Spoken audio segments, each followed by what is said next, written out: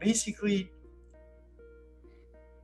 storytelling and marketing or go hand in hand. And I was hoping to get a bit of insight from you on like, well, what is it that we can do as real estate investors to position ourselves as nice people who want to buy your house instead of just capitalist vultures.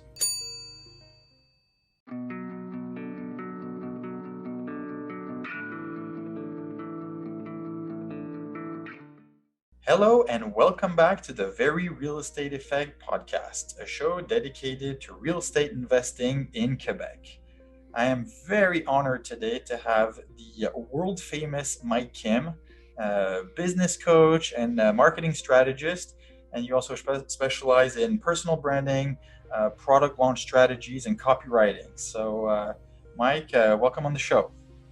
Absolutely. It's great to be with you today and great to be with all of you listening. I hope to add some value to you today. Oh, I'm sure you will. So you are also the host of a brand new podcast, and this is parts of the reason why I was really hoping to have a good conversation with you today because you're clearly an expert in personal branding. You've done very well for yourself. You worked for big New York corporations, and I'm not going to go into much more details about that before going solo.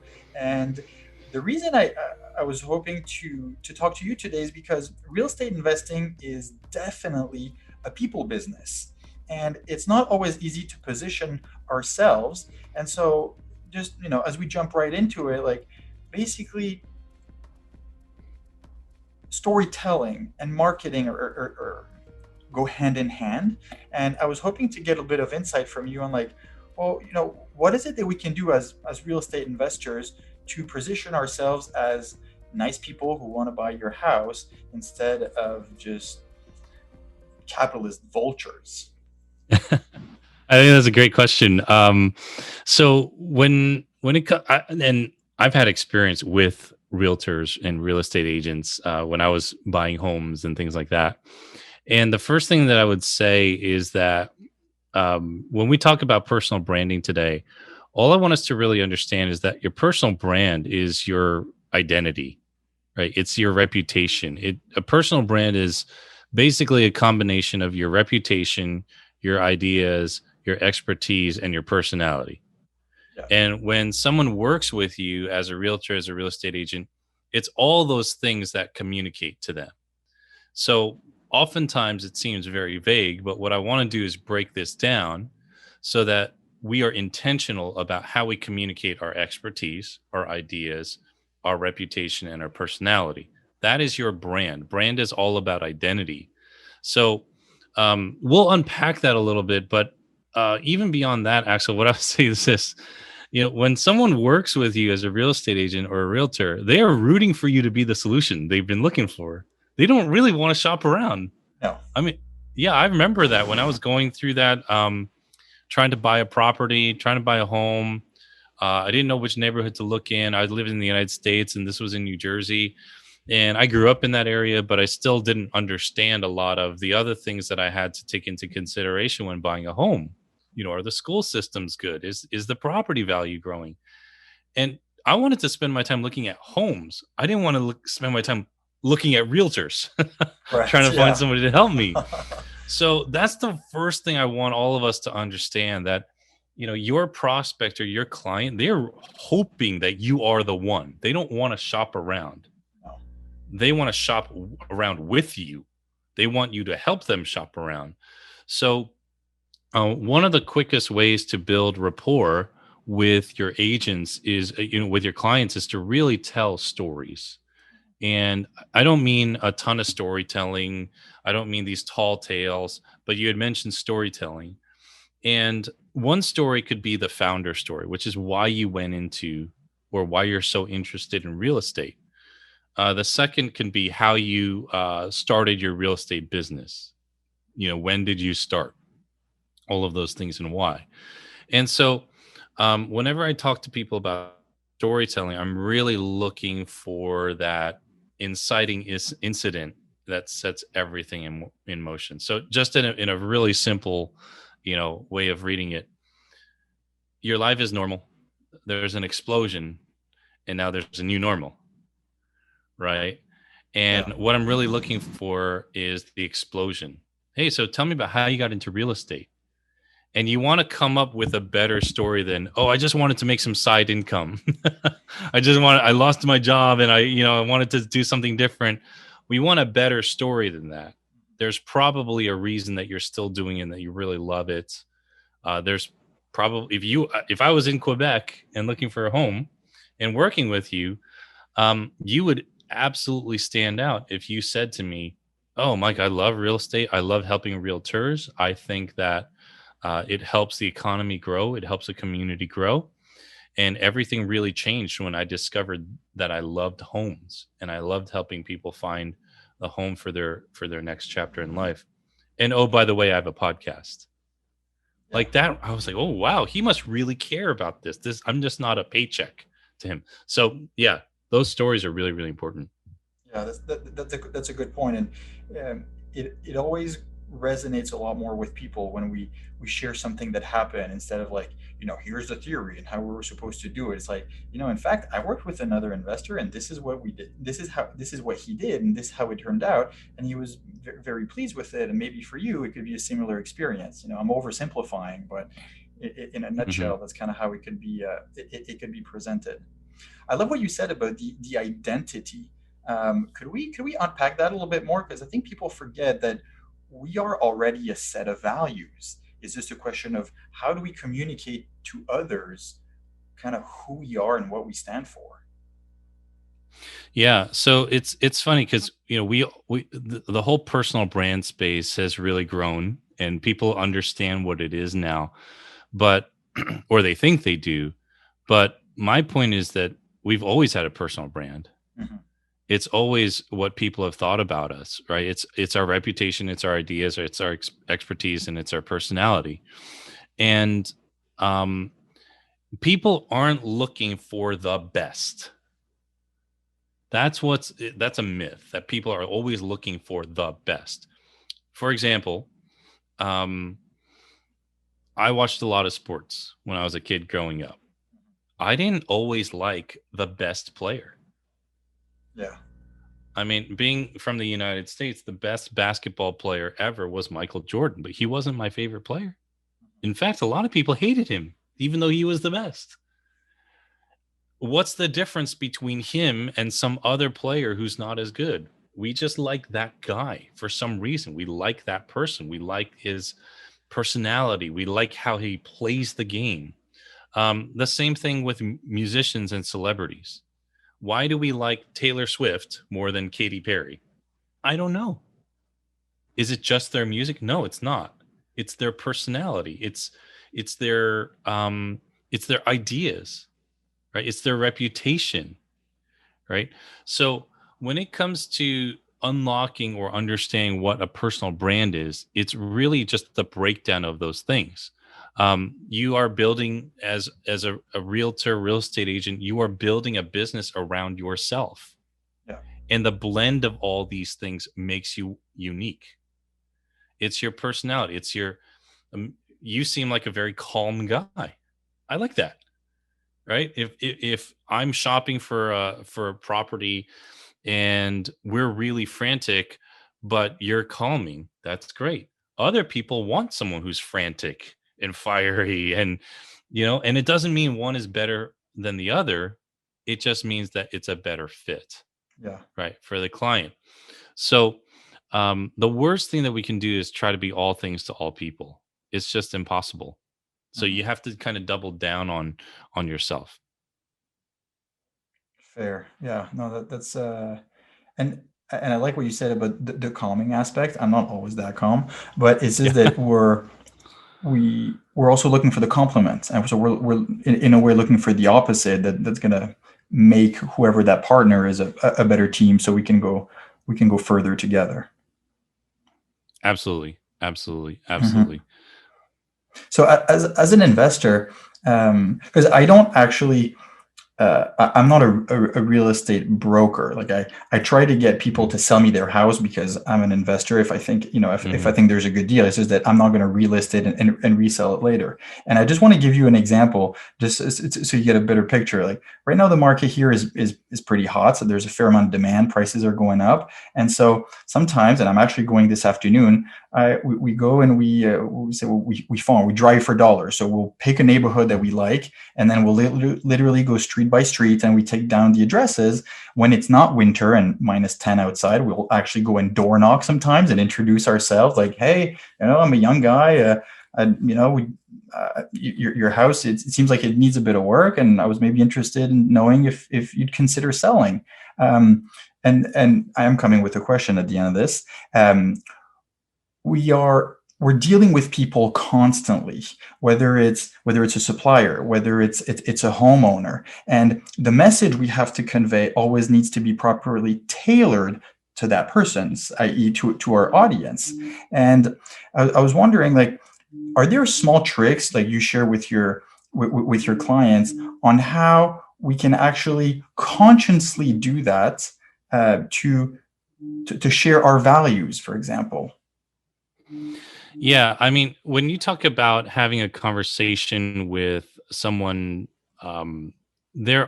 yes, there are some things that you can do from a sales perspective. There are some phrases that you can use to build rapport. Everything in sales is about rapport and Hmm. certainty, right? Build rapport, communicate certainty. Build rapport, communicate certainty. If you do anything that moves you away from those two things, you're setting up yourself up to lose the deal.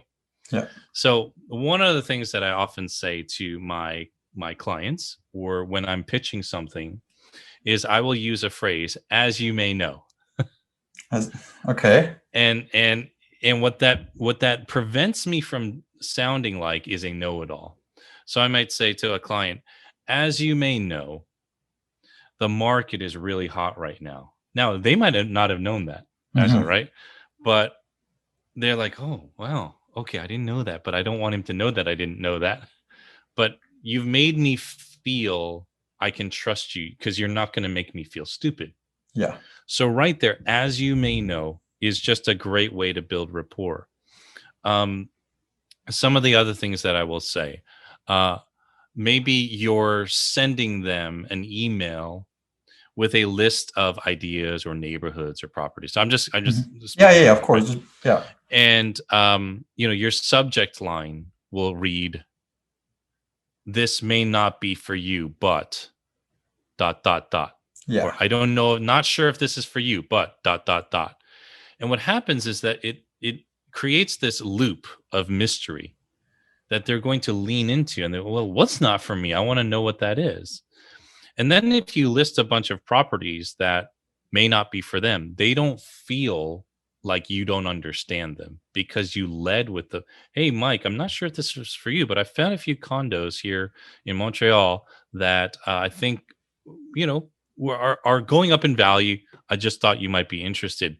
And maybe they're out of my price range. Hmm. But because you said it that way, it's actually building rapport. Even though those properties aren't for me, it's building rapport with you. So it's a real interesting, like, psychological phenomenon. Again, a couple of phrases. As you may know, Yeah. not sure if this is for you, but, and then this is a really important little phrase that I use. Just out of curiosity, what do you really know about this market? And the honest answer is they don't know anything. They No, don't really know. but they don't want to tell you that. They don't want to tell you that, and they don't want to feel stupid. Hmm. So when you ask them, just out of curiosity, what do you really know about this neighborhood? Are you familiar with this neighborhood? What do you know about this neighborhood? Eventually, if they're honest, they will say, you know what, I don't what's so special about this neighborhood? Or what's so special? What do I need to know about this place? Or they'll say, I don't really know. And then you can say, well, the good news is I know someone who does know. That's me.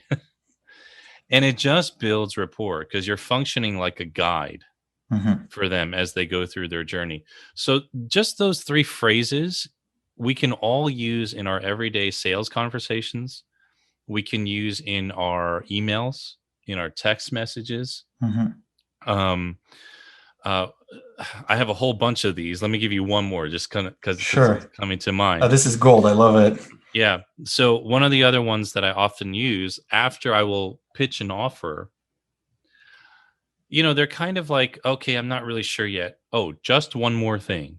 I say that a lot. Just one more thing. Thing. Okay. And what happens is all their attention goes right back to you. For example, if you've ever imagine you're in a doctor's office and you do the exam and he's like, okay, you look great, Axel. Why don't you get dressed, get your stuff, get ready to go. So you get dressed, you get ready to go, you pay the bill, and then he walks out of the hallway. He's, oh, Axel, just one more thing. You're gonna stop right there. Oh my gosh, did he find cancer in my right? Yeah, yeah, You know what I yeah. mean? I All mean, the you'll attention goes totally, right back to whatever is going to come out of his mouth. yeah. Yeah. He just pulled you right back in. Another example I often use is like, back when I was in corporate, we'd have a work meeting and we all think the meeting is finally over. We're all sitting up from our desk, right? Everyone's packing their computers, their notebooks, and the boss goes, "Wait, just one more thing." And Oh and God. everyone wants to sit back down again. And he's going to make us come into work over the weekend. What is he going to say? Yeah. All our attention is riveted on him. So that's a psychological phenomenon. It's just psychology. Hmm. So when you feel like you have a prospect that is a little bit on the fence and about to kind of check out, maybe they don't, oh, just one more thing. That's when you give them that last bonus, that last great piece of information around the property, around the neighborhood, whatever that is. Oh, just one more thing. I forgot to mention. Hmm. I want to let you know that they are building another, mass transit stop here in this town. It's another bus stop or it's another train station. That just means the property value is never going to go down, and that really gives their attention. So have just those phrases really at your disposal and at Hmm. the ready, and make them a regular part of your communication. You can Yeah. do the just one more thing in a separate email. Well, Mike, I'm not really interested in that property, but it's the right one for them. Just one more thing. Axel, just wanted you to know this. Da-da-da-da-da. They're like, whoa, that might hook them. So yeah, Yeah. those are just some thoughts. Yeah, no, and those are excellent phrases, and it's so true that so much of that is in the psychology of how we communicate to kind of guide people through on a path. And there's one that I really really like is in sometimes in raising capital for a project is, hey, I'm working on this project.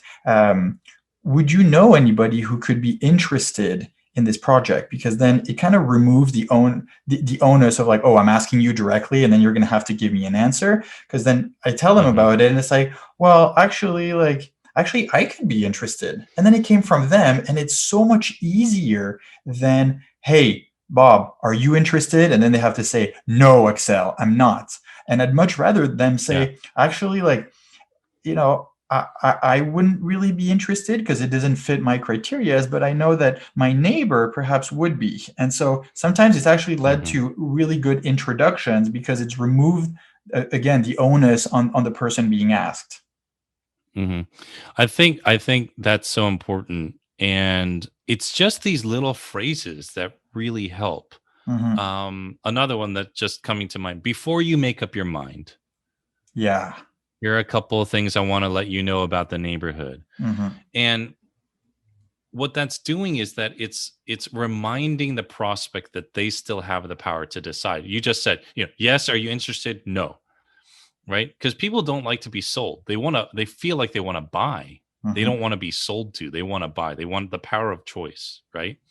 So before you make up your mind, and they might be like, no, I think I've made up my mind, Yeah, it's right? done already. No, Sorry, no, man. yeah. But before you make up your mind, there's three other things I want you to know about this property or Yeah. this neighborhood, which is why. And it just builds rapport and certainty over and over and over again. Um, One of the things, I have a friend named Alex Yu, and he is a realtor in Hmm. Southern California, very high demand market, Yeah. very busy time. And he does Instagram really well. He's a young guy like you. He's a young guy like us, and just does a really good job of um, kind of sharing himself, but also about his work. It's not all about him and it's Hmm. not all about work. And even though I don't live in Southern California, I just feel like this is the guy I would trust. He's interesting. He's interested in food. He likes to try new things. He really cares about the neighborhood because he grew up there. And it's just all this rapport. And then he'll post a few photos of his clients opening the doors to their new home. And we've talked a little bit about over the years, how can an agent, how can somebody who's in this line of work, or even as an investor like yourself, how can we communicate what we do? Yeah. And so one of the things that came up for him was to come up with this sort of like story-based sales page kind of thing that you can just put on a website somewhere. Hmm. And this is something that I unpack. I have a book coming out in a couple months called "You Are the Brand," and Alex and I are working on a version of that for people who are in the real estate industry Oh, because you are a perfect. personal brand. Yeah, Yeah. so we're working on that, and you just start the top of the web page with this headline. One of the biggest questions I get about buying property in this neighborhood is, what do you actually do to help us find a good property? Now that sounds like common sense, but Hmm. that is the question Yeah. that the people have in their mind. So then the second sentence, we wrote this whole script out. Here's a story that illustrates exactly what I do. Mike Kim had just moved from the United States to Quebec, and he was looking for a home. Blah blah blah blah blah, and you just tell this story, and then the next subheading is the three most common questions people ask about buying real estate in Montreal or wherever Hmm. are: number one, how is the weather? Number two, does the property value go up? Number three, are the schools good? Hmm. And you just answer the questions. That's it. So then after you answer the questions, there's a section where you say, here's what I do to help future homeowners find the home of their dreams in Montreal, right? And you list what you do. That's where you get to talk about yourself, Excel, right? You Yeah. can talk about, well, I've lived here for X number of years. I've invested in this number of properties. I've seen the trends. Um, I always take into account the budget that a family or a couple are looking for, but I also take into account what their family plans are. Sometimes having a 2-bedroom home is just not a good purchase initially. You should probably buy for 3 bedrooms just in case of a growing family. Yeah. Those are also the ones with the most resale value. And you can share all these things, but you're doing it in a way that's wrapped in this other client story. Hmm. And then at the end, you can say, meet Mike, who's now loving life in downtown Montreal. Hmm. And you have a picture of me and a headshot I loved working with Excel. He was amazing. Uh, Hmm. and if you'd like to talk about finding a home here in this neighborhood, contact us today. It's a Yeah. very simple page. Hmm. And so, but again, you are the brand, You're the brand, and you've right? clearly You laid are the brand. out. Yeah. Yeah, and you've clearly Hmm. laid out the answering the pain points and the questions that people you already know they're going to ask you that, so you might as well just put it forward. Yeah, it functions like a sales page and a case study and a Hmm. testimonial all in one. Yeah. That's wonderful. What I'll do is I will give you that template for you and all the listeners here on the show. I'll give that to you guys. It's part of a paid product that we have, but I'll Okay. be glad to give that to you. Yeah, because I Oh, thank you really so do want to much. see you guys, use this, and that's my job, to make that part of your business easier. So Hmm. yeah, I'll send that over to you guys. Well, thank you so much. I'll put it in the show notes. Um, Yeah.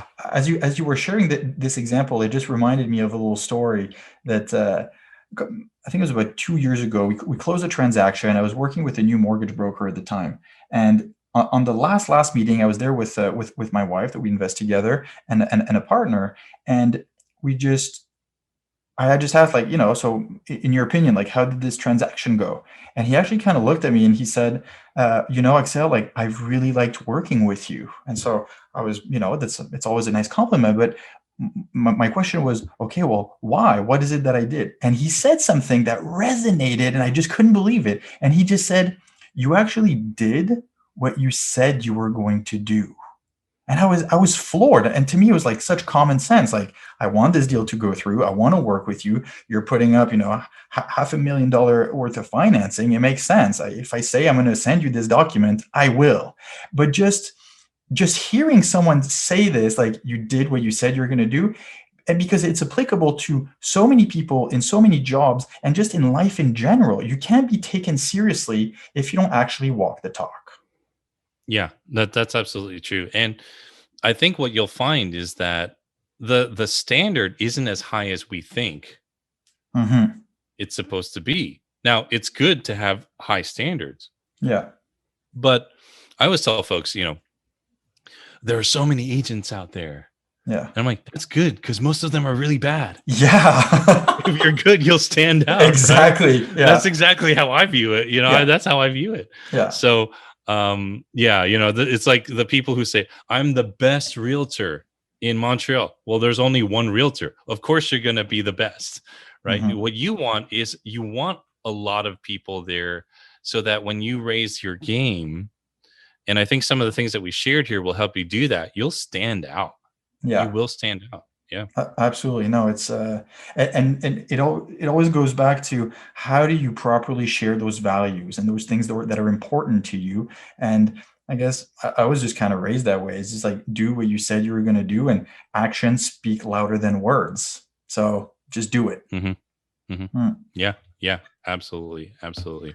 So what I'd like to, that'll be my last question for you, but are there, because you've given us a lot of value, and like those few nuggets and those sentences, like, I'm going to make a point of using them this afternoon. Thank you so much. Like, Cool. are there, I'm a strong believer that, the beginning of the year, people try to make resolutions, and resolutions don't really work. What we have to do is change habits and put in new habits. And Mhm. so from your standpoint, are there, let's say, 3 or 5 habits that people can take that will make a compounding difference over time in how they're perceived?